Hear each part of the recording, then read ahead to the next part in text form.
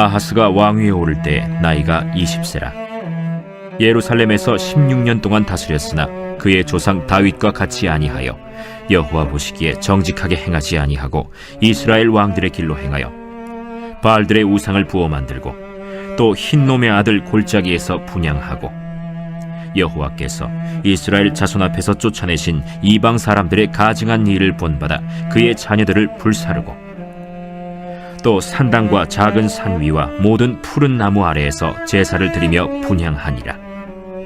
그러므로 그의 하나님 여호와께서 그를 아람 왕의 손에 넘기심에 그들이 쳐서 심히 많은 무리를 사로잡아 다메섹으로 갔으며 또 이스라엘 왕의 손에 넘기심에 그가 쳐서 크게 사륙하였으니 이는 그의 조상들의 하나님 여호와를 버렸음이라. 르말야의 아들 베가가 유다에서 하루 동안에 용사 12만 명을 죽였으며 에브라임의 용사 시그리는 왕의 아들 마세야와 국내 대신 아스리감과 총리 대신 엘가나를 죽였더라. 사람이 불안해지면 보이는 반응들이 있습니다. 불안은 공포와 더불어서 위협을 느낄 때 일어나는 그런 생물학적인 반응인데, 안절부절하거나 초조해지는 그런 심리적인 느낌과 함께 과호흡, 두통, 가슴 답답함 등을 느끼게 됩니다. 이 불안함을 해소하기 위한 자기 방어로 나타나는 그런 반응들이죠. 과거에 그 비슷한 경험을 했거나 아니면 그런 상황에 노출되었을 때에 동일한 반응을 보이기도 합니다. 그 자라보고 놀란 가슴 소뚜껑 보고도 놀란다 라는 말이 바로 그 말입니다. 특별히 이 위기 앞에서의 불안은 감당하기 힘들 때도 있습니다. 잘 해결해 나갈 수 있을까 하는 두려움도 생길 것이고, 또 해결해가는 과정에서 겪게 되는 그런 어려움으로 지쳐버려서 또 반복되지 않을까 하는 그런 두려움, 이후에 비슷한 조짐만 보여도 또 그 일을 겪게 될까봐 두려움에 사로잡히게 됩니다. 두려움을 줄이기 위해서는 무엇보다 신뢰할 수 있는 대상이 필요합니다.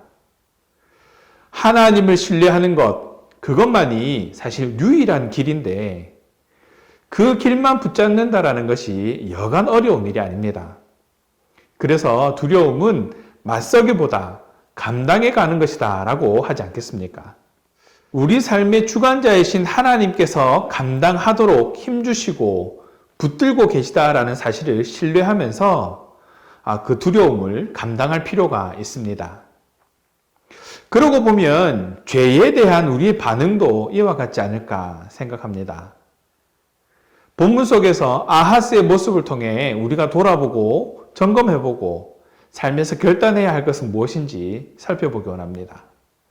오늘 본문에 등장하는 아하스 왕은 20세에 요담 왕 다음으로 즉위합니다. 그리고 24세까지 공동 통치 기간을 거쳐서 24살이 되던 해에부터 16년 동안 통치를 하게 됩니다. 특히 본문 속에는 아하스 왕이 여호와 보시기에 정직히 행하지 않았다라고 기록하고 있습니다. 1절입니다. 아하스가 왕위에 오를 때에 나이가 20세라.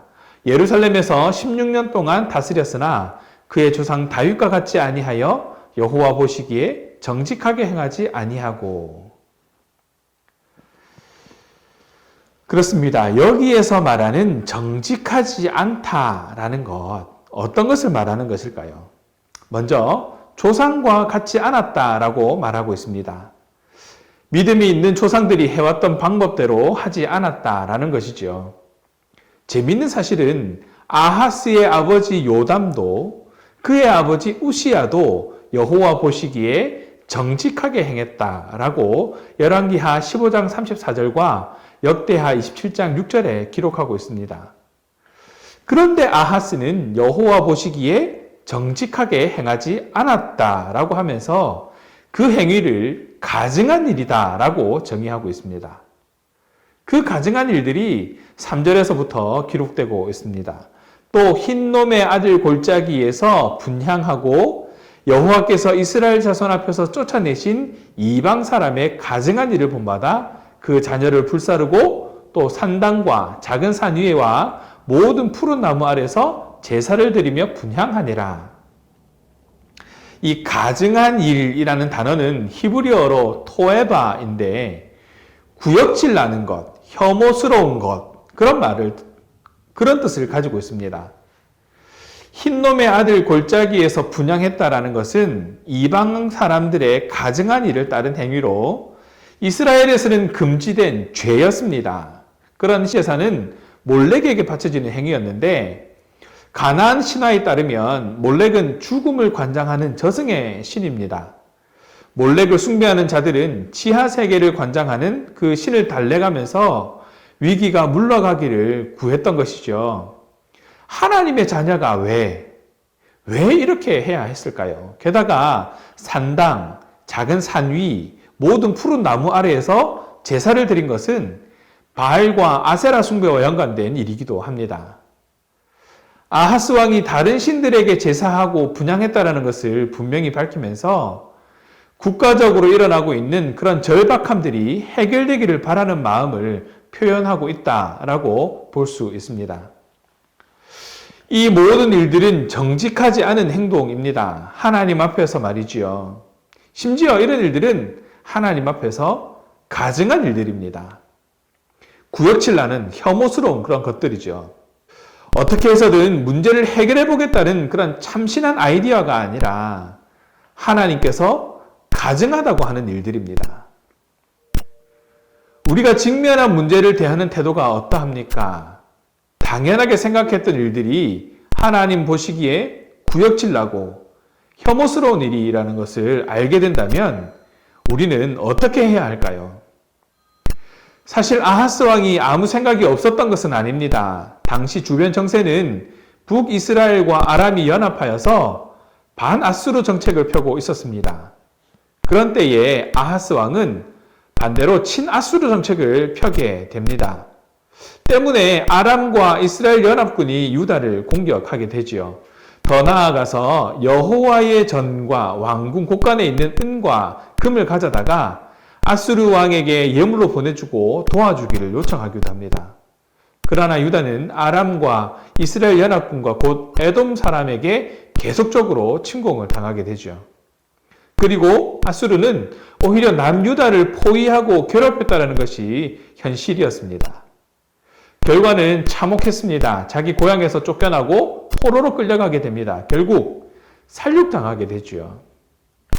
상황이 어렵고 두려워서 아하스 왕이 선택한 것은 하나님이 아니라 이방신이었고 강대국의 힘이었습니다. 그 결과 말도 안 되는 결과를 얻게 된 것이죠. 그렇다면 어떻게 하는 것이 정직하게 행하는 것일까요? 먼저 다윗에게서 배워야 합니다. 1절에서 아하스 왕은 다윗과 같지 아니하였다라고 합니다. 정직하지 않은 사람은 자기 자신을 의지하기 때문에 믿음의 조상들의 삶을 배우려 하지 않는다라는 것이지요. 사실 믿음은 배우는 것이라 할 수 있습니다.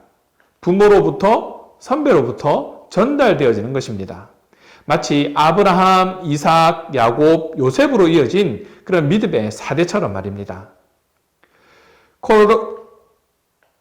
코로나 팬데믹으로 인해서 많은 제약이 따르는 지금이지만 잊지 않을 것은 신앙의 전통을 세워가야 하는 것이고 그 전통 위에 다음 세대가 세워지고 또 우리의 신앙도 지켜나갈 수 있다라는 것입니다. 두려움에 해야 할 것을 하지 않고 두려움에 놓치지 말아야 할 것을 놓쳐버린다면 우리가 길을 잃게 되는 것이고 또한 다음 세대들도 길을 잃게 된다는 것을 기억하시기 바랍니다. 말씀을 정리합니다. 하나님을 의지하지 않는다는 것, 결국 정직하지 않다라는 것을 의미합니다. 아하스 왕은 하나님의 말씀을 따르지 않고 주변 정세를 두려워하는 가운데에 강대국만을 의지한 결과를 우리에게 보여주고 있습니다.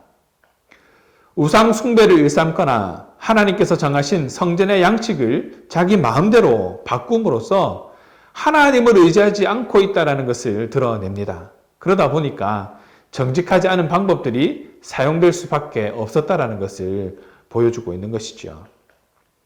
5절부터 25절까지의 내용은 역대기에만 기록되어 있습니다. 아하스 왕이 아람과 이스라엘에게 포위되었던 상황을 시작으로 외세의 침략을 전혀 다른 각도로 설명하고 있습니다.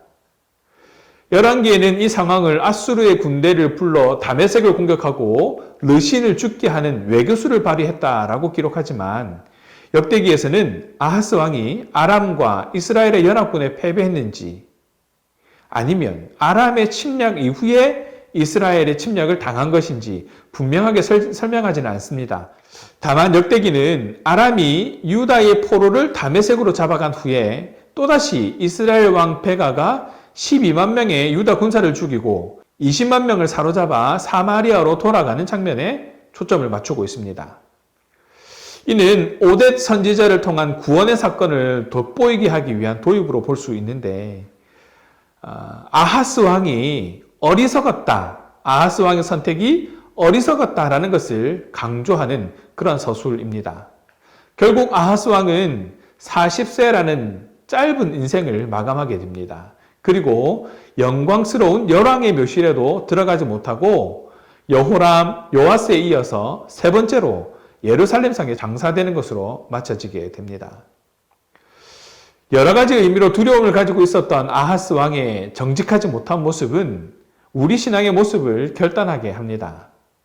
정직하지 않은 사람은 악인의 길에 서게 됩니다. 또 세상의 것들을 사랑하게 됩니다. 신명기 6장 18절은 우리에게 분명히 말합니다. 여호와께서 보시기에 정직하고 선량한 일을 행하라. 그리하면 네가 복을 받고 그 땅에 들어가서 여호와께서 모든 대적을 내 앞에서 쫓아내시겠다고 내 조상들에게 맹세하신 아름다운 땅을 차지하리니 여호와의 말씀과 같으니라. 정직하다라는 것은 결국 누구를 의지하느냐 하는 문제입니다. 자신의 뜻을 쫓는 사람은 정직할 수 없습니다. 그러나 정직한 사람은 자신의 나약함을 잘 알기 때문에 하나님을 믿고 의지하게 되는 것이지요. 나는 오늘 누구를 믿고 누구를 의지하며 살아가는가 점검해 보시기 바랍니다. 두려움도 습관이 됩니다. 2절에 보면 이스라엘 왕들의 길이라고 나오는데 여기에서 등장하는 이 길은 지속적인 행동으로 자리 잡은 태도, 습관을 의미하는 표현입니다. 즉, 이스라엘 왕들이 습관적으로 저지른 죄를 상징하는 표현이 됩니다. 유다 왕 아하스는 북이스라엘 왕들처럼 하나님을 거부하고 이방 사람들을 따라 헛된 우상을 섬겼습니다. 삶에서 겪게 되는 위기에 대한 불안도 마찬가지입니다. 습관이 됩니다. 마찬가지로 하나님을 찾고 하나님을 의지하고 하나님의 방법을 신뢰하고 따르는 것도 습관이 됩니다. 아니, 습관이 되어야 합니다. 하나님을 찾는 것이 습관이 되어서 하나님이 기쁨이 되는 저와 여러분 되기를 간절히 바랍니다. 한 걸음 더 나아가서 예수님의 길을 따라가며 귀한 열매를 맺는 그런 저와 여러분 되기를 주님의 이름으로 축원합니다. 기도하겠습니다. 사랑의 하나님, 감사합니다. 오늘 귀한 말씀을 통해 또 하나님의 뜻을 깨닫고 삶을 점검하며 결단으로 이어질 수 있도록 지혜를 더해 주셔서 감사드립니다. 그 지혜로 하나님의 길을 걸어가는 신앙인이 되기 원합니다. 그리스도의 길을 따라가는 삶이 되게 하시고 우리 가정이, 우리 공동체가 같은 뜻을 가지고 하나님의 열매를 맺어가는 공동체가 될 수 있도록 주장하여 주시옵소서. 어려움을 겪게 되는 상황에서 하나님을 찾을 수 있는 지혜를 더해 주시고 하나님을 찾음으로 인도하심을 경험하며 선한 기억으로 남아 어려울 때마다 힘들 때마다 하나님을 찾을 수 있는 삶이 되게 하시고 하나님 앞에서 가증한 삶이 되지 않도록 끝까지 주장하여 주시옵소서. 그래서 더욱 하나님의 기쁨이 되는 삶이 되게 하여 주시옵소서. 감사합니다, 주님. 우리 주 예수 그리스도 이름으로 기도합니다. 아멘.